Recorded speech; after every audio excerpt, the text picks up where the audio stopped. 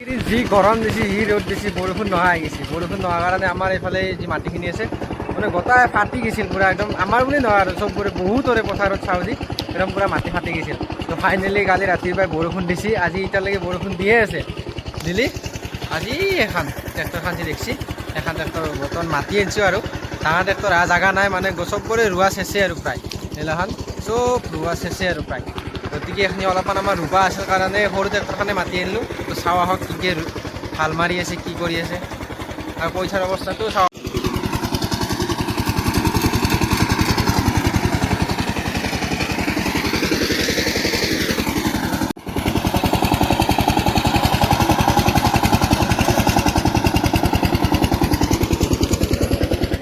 আমাৰ এখানি মাটি ইনকে 3 দবলা আছে, ডাঙৰ ডাঙৰ 3 দবলা আছে।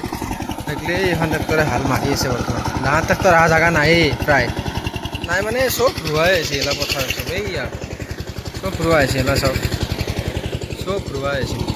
গতিকে এখানে মাতি আনি পেলাই এতিয়া সৰু ৰাস্তা এটা হ'লেও হয়। গতিকে সেইকাৰণে এখন দিয়ে বৰ্তমান মাৰি আছোঁ আৰু মানুহে কয় এখন দি মাৰি দিবলৈ মাটিটো বেছি গুড়া হয়, সেই এটা বেনিফিট থাকে। তাৰপিছত আৰু ৰাস্তাৰ অসুবিধাৰ কাৰণে এখানে আনিব লগা হৈছে বৰ্তমান। তো সেইখন দি মাৰি আছোঁ আমি। এটা দবলা ষ্টাৰ্টিং কৰিছে আৰু আধা অহা নাছে আৰু হাফ এটা দবলাৰ। তো এতিয়া আমাৰ এখনি হাল মাৰিলেতো নহয় না, কঠীয়াখিনি চাব লাগিব। এতিয়া কঠীয়াখিনি তাৰমানে বহুত দিন হৈয়ে গ'ল আৰু কেইদিনমান থাকিলে মানুহবিলাকে কৈ আছে সেই কঠীয়া বোলে বুঢ়া হ'ল হয়। বুঢ়া হ'লে তাৰমানে সেই কঠীয়া ৰুবা নৰিলোঁ হয়। নহ'লে এতিয়া আমি চাওঁ মানে আমাৰ কঠীয়াখিনি কেনেকুৱা অৱস্থা হৈছে। যদি কঠীয়াখিনি ভালে আছে হাল মাৰি উঠাৰ পিছত তেতিয়া ৰুবা পাৰিম। তো এক ছেকেণ্ড কঠীয়াখিনি দেখাই আছোঁ আপোনালোকক। কঠীয়াখিনি দেখাব আমাৰ গাঁৱৰ টাংনা বুলি কয়, মানে ডাঙৰ আলি আৰু সেইটো দি মই বুলি নহয়, আমাৰ ঘৰৰ বুলি নহয়, সকলো গাঁৱৰ মানুহে চবে এইটো দি ইমান ডাঙৰ ৰাস্তা আছে এইটো দিয়ে মানে অহা যোৱা কৰে পথাৰত আহিলে।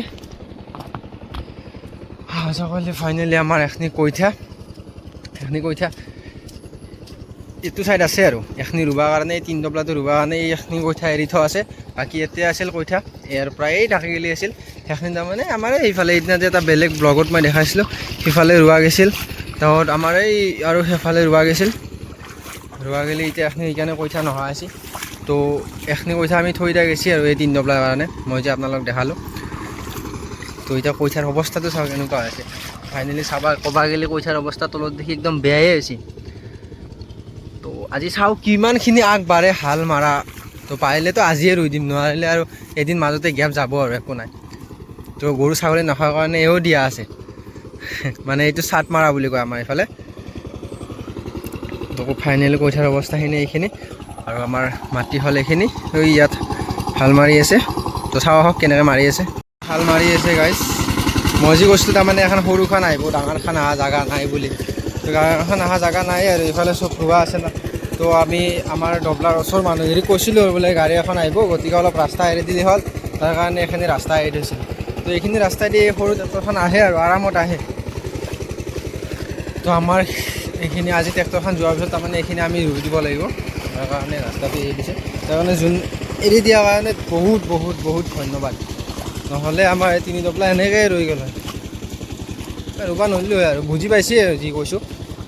আমাৰ বেছি লিখিত কৈ বেয়া পাওঁ মানে, যিহেতু আমি নলবেৰীয়া চলি কথিত কৈয়ে ভাল পাওঁ। গতিকে ফাইনেলি মই উঠি যাই আছোঁ আৰু মোৰ চেণ্ডেলযোৰা আছে ইয়াতে, এইযোৰ হাতত লৈ লওঁ। তাৰপিছত চেণ্ডেল দিওঁ টাটা বাই বাই। মই চাহ আনিব যাওঁ গাইছ।